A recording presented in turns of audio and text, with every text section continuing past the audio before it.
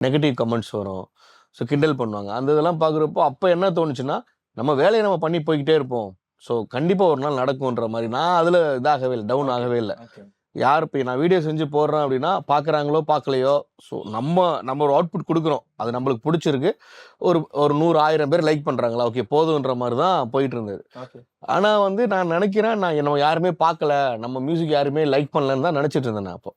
அப்போ இப்போ இந்த மிட் நைட் கான்செர்ட் வந்து ஹிட் ஆன உடனே பார்த்தீங்கன்னா, எல்லாருக்கும் டிஜே சிவாஜி தெரியுது. ஆனா நான்றது தெரியல.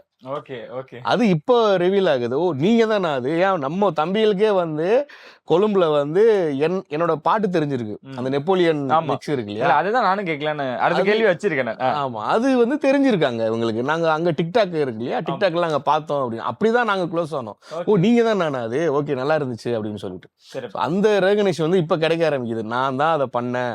இவர் தான் சிவாஜி அப்படின்னு.